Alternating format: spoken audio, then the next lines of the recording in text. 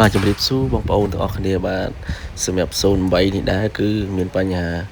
រលាស់ប៊ីស្តុងខ្លាំងមែនទែនបងប្អូនបាទសម្រាប់តូននេះហើយម្ចាស់គាត់ក៏យកមកធ្វើការផ្លាស់ប្ដូរសមីប៊ីស្តុងឈុតតែម្ដងបងប្អូនបាទអញ្ចឹងពេលនេះយើងធ្វើការដោះដូរនៅសមីប៊ីស្តុងសំណុំស៊ីនបងប្អូនបាទឈុតសម្រាប់តូននេះដែលវាមានបញ្ហាទៅលើប៊ីស្តុងរលាស់ខ្លាំងមែនទែនបងប្អូនបាទឥឡូវយើងមើលសកម្មភាពកំពុងតែដោះចេញបងប្អូនបាទនេះអញ្ចឹងគឺស្ទង់សភាពស្ទង់វាគឺខ្លោចបាទកម្មកខ្ជុំខ្លាំងមែនទែនបងប្អូនបាទអញ្ចឹងយើងត្រៀមមួយឈុតបងប្អូននេះស្ទង់សមីស៊ីនបាទមកឈុតទាំងសមីទាំងស្ទង់បងប្អូនបាទឥឡូវយើងធ្វើការដាក់ប្រេងអំបិលឥឡូវបងប្អូនមកមើលពីរបៀបរៀបក្បាត់ឲ្យបានត្រឹមត្រូវទាំងអស់គ្នាដើម្បីប្រើប្រាស់បានយូរអញ្ចឹងណាបាទ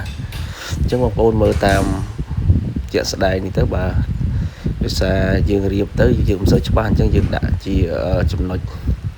ឲ្យមើលជាក់ស្ដែងតែម្ដងបងប្អូនបាទសម្រាប់មុខក្បាត់របស់យើងគឺយើងដាក់ចន្លោះគ្នាបាទគឺមុំ120ដឺក្រេបងប្អូនបាទនេះបាទអញ្ចឹងយើងរៀបតាមនឹងមកដើម្បីឲ្យវាប្រើប្រាស់បានយូរហើយត្រូវតាមស្តង់ដារអញ្ចឹងណាបងប្អូនបាទឥឡូវយើងធ្វើការរៀបចូលហើយបងប្អូនបាទអញ្ចឹងនេះជារបៀបរៀបក្បាត់បាទដែលត្រឹមត្រូវបងប្អូនបាទហើយបើសិនជាបងប្អូនមានបច្ចេកទេសអីផ្សេងរៀបទៅប្រើប្រាស់បានយូរជាងហ្នឹងបាទក៏យើងធ្វើតាមហ្នឹងទៅបងប្អូនបាទអញ្ចឹងឥឡូវយើងរៀបចូលបណ្ដាហើយមានក្បាត់បាទប្រេងក្បាត់ភ្លើងបាទក្បាត់ទី1ក្បាត់ទី2អញ្ចឹងណាបាទអញ្ចឹងយើងដាក់សញ្ញាបានត្រឹមត្រូវសញ្ញាអក្សរនៅលើក្បាត់ហ្នឹងគឺបែរមកខាងក្រោយបាទដូចរូបដែលយើងដាក់ឲ្យមើលហ្នឹងបាទដូចរូបដែលយើងដាក់នៅវីដេអូហ្នឹងបងប្អូនបាទឥឡូវយើងរៀបរួចរាល់ហើយបងប្អូននេះបាទមុខក្បាត់គឺយើងដាក់ឆ្លាស់គ្នាប៉ុណ្ណឹងមកបាទឥឡូវយើងរៀបដាក់រងសមីបងប្អូនបាទដាក់រងសមីបាទយើងចាក់រត់វាបូមប្រេងឲ្យបានត្រឹមត្រូវបាទជិះវាងធ្វើប្រហែសគឺខូចបាទពីស្តុងសមីទទេបងប្អូនបាទ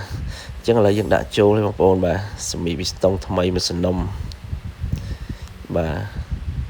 ទឥឡូវយើងកុំភ្លេចដាក់ព្រាបាទពីស្តុងបងប្អូនបាទបន្តិចហ្នឹងគឺគ្រោះថ្នាក់បាទធ្វើឲ្យម៉ូតូយើង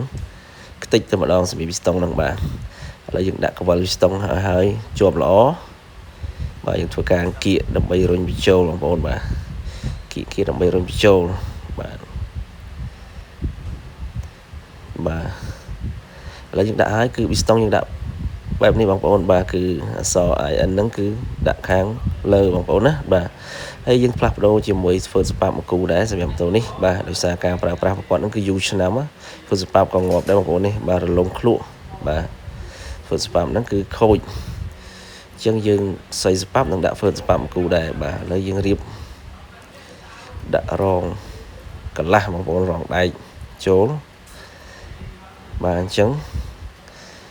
យើងដាក់ក្បាលកន្លះចូលតោនេះគឺចិត្តរួចរាល់បងប្អូនបាទយើងធ្វើការបាទដាក់ចូលចាប់តាមដែលយើងដោះហ្នឹងមកយើងធ្វើការថ្លឹងតង់ចំអក្សរទេជាមួយពងលកាមកយើងបងប្អូនបាទអញ្ចឹងយើងរឹតស្ប៉ាប់វាបាទឲ្យបានត្រឹមត្រូវមកបាទអញ្ចឹងរួចរាល់បងប្អូនបាទឃើញថាម៉ាស៊ីនដំណើរការស្វាក់ធម្មតាវីដេអូក៏មានប៉ុណ្្នឹងដែរបងប្អូនបាទច្រើន